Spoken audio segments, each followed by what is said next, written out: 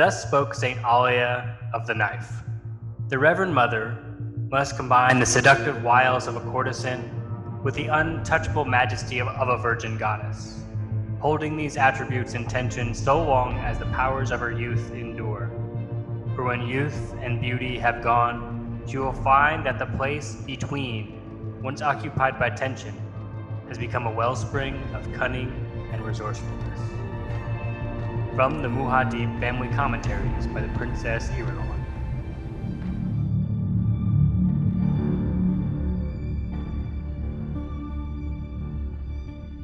Welcome to Reading Dune, a podcast where we read Dune by Frank Herbert and talk about it.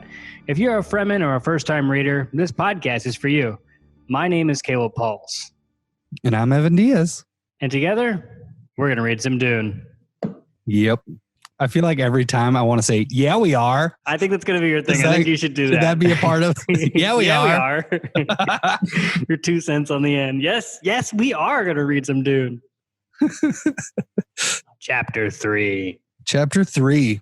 This one was a lot less uncomfortable than the last one was, I think. It doesn't end with a giant fat dude walking out of the shadows. So, right. Yes.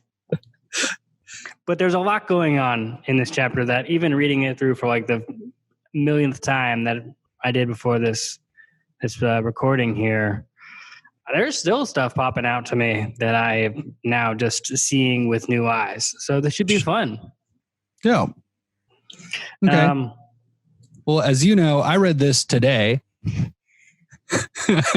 I started.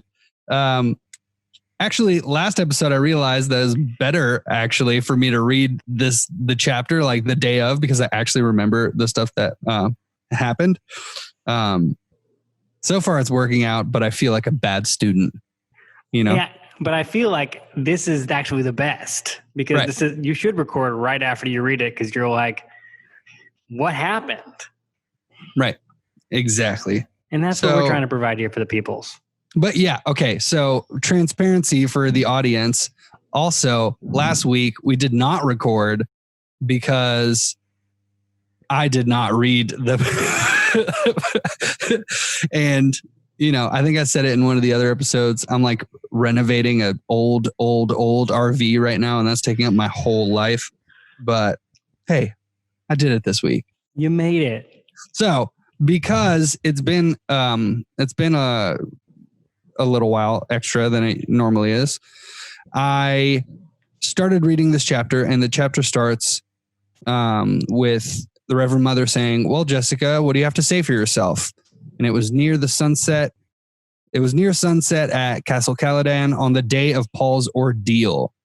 So my question right off the bat is, when they're saying ordeal, are they talking about the test that Paul just went through? Is that?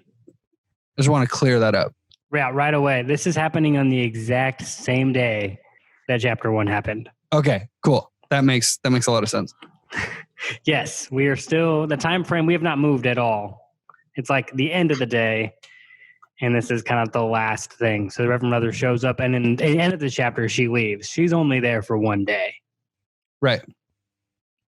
So and she's been sent from probably the Emperor or the higher ups of the Bene Gesserit to, see what Jessica did and investigate for herself. Gotcha. I thought she was like the tippity top of the Bene Gesserit. Did I have that mixed up? I wouldn't say she's tippity top, but she's in the top. She's in the top of the pyramid. There's like a cohort of people at the top of the Bene Gesserit. Okay. And she's been sent to investigate what the hell happened here. Yeah.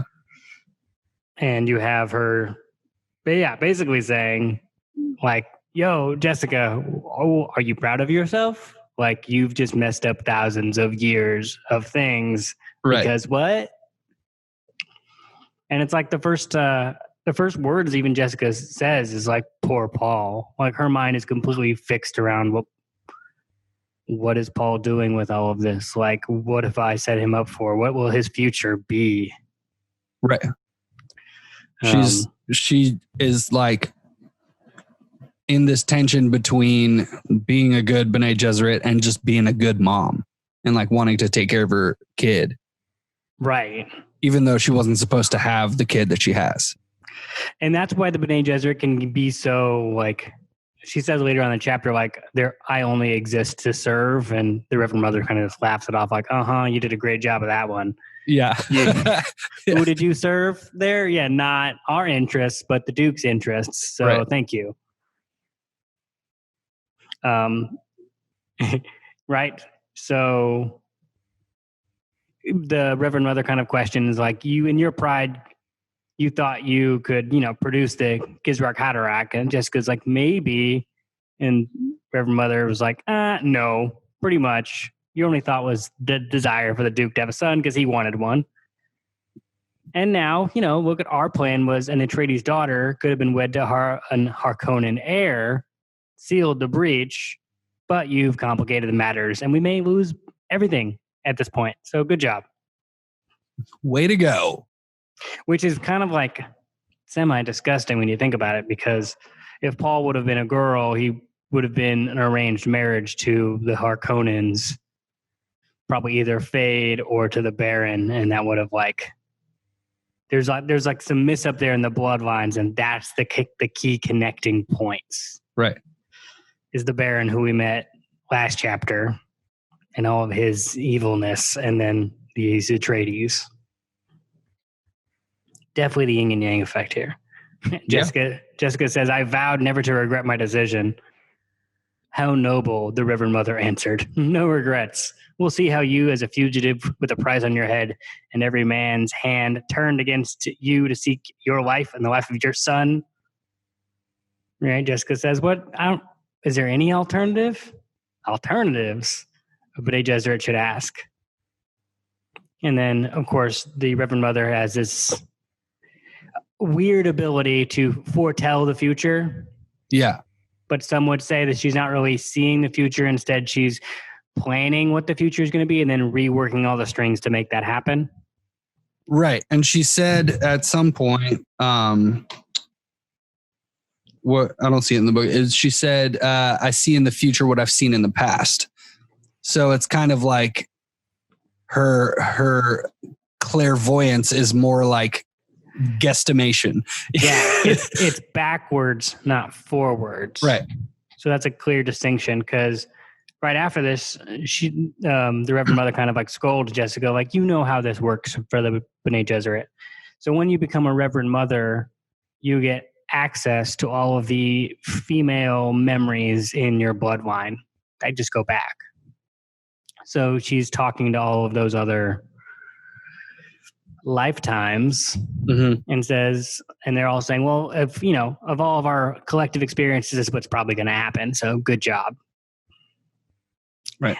And then we bring up Chom, right? Because the Reverend Mother kind of lays it all out, like, oh crap, like this is how it's going to play out. Is that currently the Emperor and his friends command 59.65% of the Chom dictatorship. And so when they see what's about to happen with the Atreides in history, usually they're looking for their profits. They're going to take the money. They're going to cut the Atreides up and continue just to gain wealth. And so there's pretty much nothing that anybody can do to stop that. Right. And so that's where Jessica was like, I will shield him. And it's like, okay, really? What are you going to do? Shield, the old woman snapped. We know how much weakness there. Shield your son too much, Jessica, and he'll grow strong enough. He won't grow strong enough to fulfill any destiny. So there's this thing that, like, you got to put your children through hardship or they won't grow up. They got to go through their own battles. Right. It's like dirty kids live longer. Yeah, it's true. They got to fall down. They got to get hurt. They got to grow thicker skin. Otherwise they won't get through life. That's sound wisdom, right? Right. I think so. You got to fall down in order to get back up.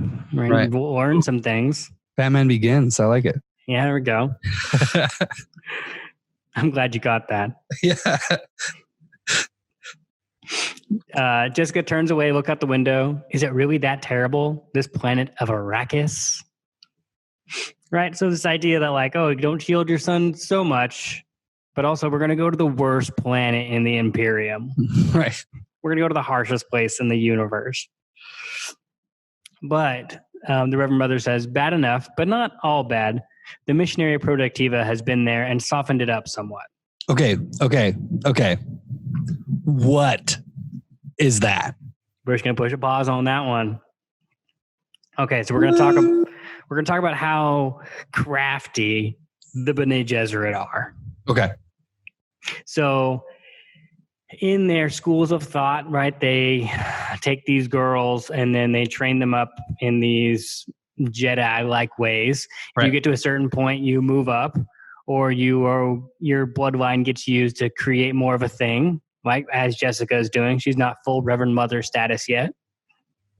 But if you aren't, like you haven't reached that level yet, you get sent off to be part of the Missionaria Protectivia, which means you have been instilled with all of the knowledge about myth and religion making so that you can then instruct the native inhabitants, whatever in any planet, kind of the ways or their secret codes and passwords that a Bene Gesserit will use in a system within a culture to like be safe. So it's a safety protecting mechanism. Okay. So they send out all of these nuns to pretty much sing songs and become teachers in a community to kind of build up certain mythologies that can protect the Bene Gesserit. And they have been implanted into a native place. So what she's saying here is that the Fremen, the people on the planet of Arrakis, there's been a code word embedded into their subconscious belief system that if Jessica can get to them, she will be safe. Okay. So like, are they kind of like tainting an already existing religious belief that the Fremen have? Or is it like they go and establish a new kind of religion or like way of life, theology, whatever you want to call it? Like, so they would study the myth-based systems of a culture and then like put their own myths into it. So say we have a hero structure, they would say, okay, we're going to use this, but this means this, and this now to work within our system. So we can use that when we need to. Gotcha. So they insert their own lore and their own kind of agenda into the pre-existing religious beliefs of the people on the planet. Which would be pretty easy to politic almost, and because all of religious belief in Frank Herbert's mind is based off like a single platform that you can just build layers on. Gotcha. And so you then, when you're going through the Bene Gesserit school, you would learn all of these different cultures and how they've changed and evolved and what the code words are to get in certain places. Okay. Cool. Kind of sketchy, but cool. Right. I mean, and I think it's funny that these nuns go in to kind of do what missionaries do, which is sing songs and play with kids and teach nursery rhymes until they've grown up through the generations. But that just becomes implanted. Man, that's dark. That's dark. Okay. Well, good thing that the Bene Gesserit's sole purpose is the peaceful evolution of mankind. So they can't all be too bad, but they do have some tricks up their sleeves, and this is definitely one of them. Right. So that's going to be a key point is if so the Reverend Mother is kind of like foreshadowing, like, by the way, everyone's going to hunt you down. Everyone's going to want to kill you. If you can make it out alive and kind of protect your son, we have some code words in some certain places that may be able to keep you safe. Who knows? So it's not all bad, but it's still the roughest planet in the universe. Full of sandworms. We'll get there. That's like the only thing I know about where the story is going is that there are at some point sandworms, like giant sandworms. Dang it! I think in the next chapter doesn't help me at all right now. The next chapter, Paul will start studying all that. It'll be fun. Okay. So at this point in time, Jessica's like, crap. But the Reverend Mother is like, I'm sorry. Like, this is what you chose. You had a choice. You're going to have to like walk this out. I wish I could trade places with you, but I can't. Kind of a good luck. Maybe you got this. There's nothing we can really do anymore besides salvage the pieces. So you wanted to talk to me about Paul's dreams. Let's have that conversation. Right. Because that's where I think, because Jessica's been training Paul in the Bene Gesserit ways kind of secretly on her own. Mm-hmm. And she thinks she's got a thing like he's having these dreams that are reoccurring, that the Bene Gesserit can't look backwards, but Paul can see forwards for some reason. And she's right. like, not what only is are happening? not only are the dreams reoccurring, they're also occurring, which is the freakiest part. Right. So Paul wants to see what's going on. And so Paul, Jessica said, well, what did you dream last night? Was it worth remembering? Paul says, yes. I dreamed of a cavern and water and a girl there, very skinny with big eyes. Her eyes were all blue, no whites in them. I talked to her and tell her about you, about seeing the Reverend Mother on Caladan. Paul then opens his eyes. And the strange thing, you tell this strange girl, what do you say? And Paul says, yes, I tell the girl you came and put a stamp of strangeness on me. Okay, wait. Before that, this is something I didn't understand. Yes. She said, and the thing you tell the strange girl about seeing me, did it happen today? I'm like, wait, what? Okay. Are they talking about like, does he see this girl today? That's what I was confused about. He probably was, because that's a great point. So while Jessica and the Reverend Mother are in one room, he was in like a meditation room, soundproof meditation room, probably for most of the day. Oh, okay. Well, the Reverend Mother is there. So he's probably in a, slowed down his breathing, in a meditative state, probably seeing things at this point. And this is something that's waving in front of his subconscious. So possibly, that's a very good point. Yeah. So that's what it seemed like to me. So I didn't know if that's what was happening. Like, are you telling me that this girl that you saw, you're going to see later today? Yeah, I think it was happening at least that day. Like, yes, I've seen her and this is what I tell her. Okay. Cool. Yeah. And he says, anyway, yes, that's a whole other trippy thing that I don't want to say it's prescience quite yet, but his ability to like be in touch with the future, what it could be, that is trippy. Right. And that's what almost gets, because he's like also unveiling this and talking through it. It says, and she says, tell me about your waters of your homeworld, Usul. And Paul opened his eyes. Isn't that strange? My homeworld's Caladan. I've never heard of a planet called Usul. And Jessica's like, is there more to the dream? Like, is more happening? And then Paul's in his own place, like, yes, but maybe she's calling me Usul. Paul said, I just thought of that. Yeah, he's like verbally processing. Right, like, maybe this is what's actually happening. Because he's just so confused about what's going on. And I think this is where the Reverend Mother, she won't say it out loud, but I think she kind of thinks, holy crap, this might be the person we're looking for. Right. Like she comes seeking the Kizrak Haderach, a male who truly can become one of us. Your mother sees that possibility in you, but she sees with the eyes of a mother. Possibility I see too, but no more. She's also like, we learned from the last chapter with her in it, like constantly suppressing hope inside of her, because there was that moment where she was like, holy crap, is this kid that, no, stop. Like that hope clouds judgment or whatever it was that she said, like, and she's like actively trying to be like cynical and like logical to a fault almost. Yeah. Yeah. And so then Jessica kind of prompts Paul, like, hey, don't you want to hear more about this Kizrak Haderach? Maybe like Jessica still kind of believes. And the Reverend Mother sticks around. She doesn't like walk up right away. She's like, do you want to hear what happened? And then Paul's like, quotes like, yeah, everybody you said tried it has died. So why do I care? Like, right. I'm not going to follow that same pattern. Right. Which like in the story just seems like adolescent angst, like, well, just let everybody die. So who cares? But like in the Joseph Campbell hero's journey world, that's kind of like the refusal of the call. That's Luke saying, I can't be a Jedi. It's like that I can't leave the farm. Right. It's that moment where the hero always says like, I don't want that. Who cares? That's some good juice right there. Yeah. Good juice. Man. And so, of course, he was like, fine, you want some hints? I got some hints.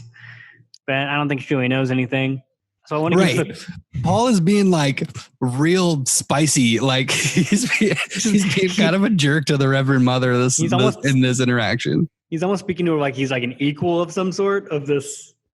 Yeah. Right. And he even came in and it said like he nodded at her like an equal. Yeah. Yeah, that's what it says. Awareness veiled his eyes when he glanced at the Reverend Mother, but this time he nodded to her. The nod one gives an equal. He's like, "What's up? What do you want?" You still here? I was having a great time in my meditation chamber to ruin this. So this is what the Reverend Mother like. This thing that she says is the hint, right? The willow submits to the wind and prospers until one day it is many willows. A wall against the wind is the willow's purpose. Right. Paul stares at her. She said purpose. He felt the word buffet him, reinfecting him with terrible purpose. And then he just gets pissed. Like, oh, you thought you were going to help me. Right. He says, you think I could be this Kizrock Hatterack? He said, you talk about me, but you haven't said one thing you can do to help my father. I've heard you talking to my mother. You talk as if my father were already dead. Well, he isn't. Right. Like, come on, we are going to do something. And that's when the Reverend Mother was like, well, welcome to the first lesson of the Bene Gesserit. Like, some things are just unavoidable, and there's nothing we can do about that. Right. If there were a thing to be done for him, we'd have done it. Which is pessimistic and kind of a bummer, Reverend Mother. She definitely thinks that like there's nothing about the situation that's good. Everything's just a big old trap and there's nothing they can do about it. They're going into a giant pit. Shoot. And so then Paul she's about to leave. She steps close to Paul, stares down and says, goodbye, young human. I hope you make it. But if you don't, well, we shall succeed. Like this plan's been going for 1,000 years. I like you. You're probably going to die. Good luck, though. Right. Oh, this is where this chapter gets interesting right at the end as well. I don't think we talked about this at all.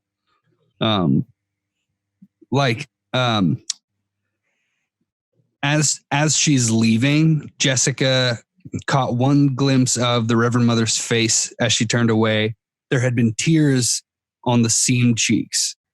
The tears were more unnerving than any other word or sign that had passed between them this day.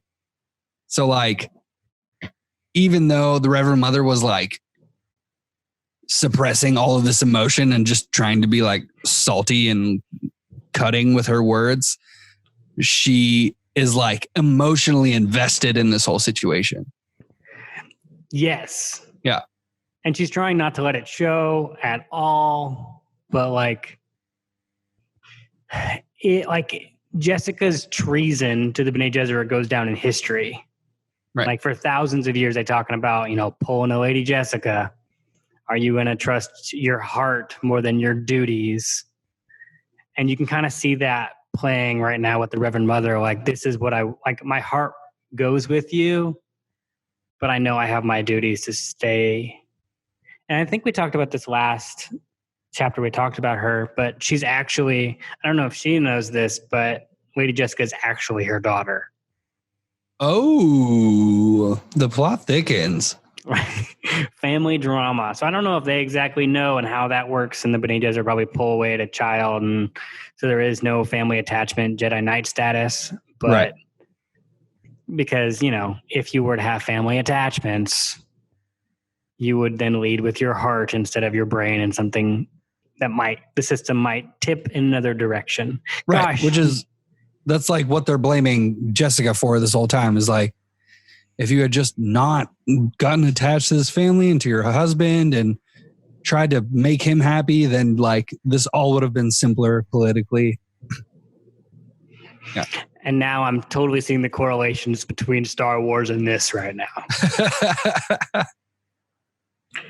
And that's why this is the Godfather, Granddaddy, Lord of the Rings of science fiction, because I think lots of motifs are pulled from this book, and why I'm excited to share it with all of you, especially you, Evan. No. Because I know you're going to read it. I don't know if anybody else will listen or read, but we're happy to have you if you're here.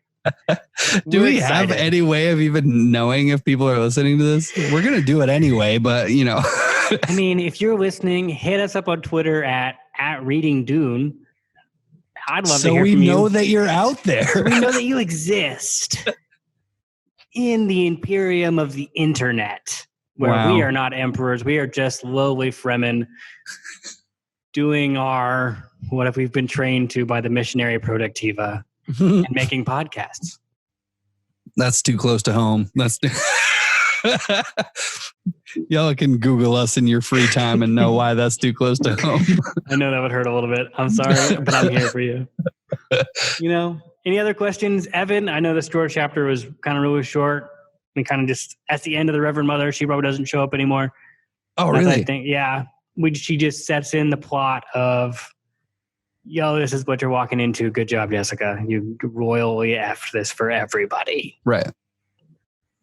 Interesting. I thought she was going to be like a main person just because of her status.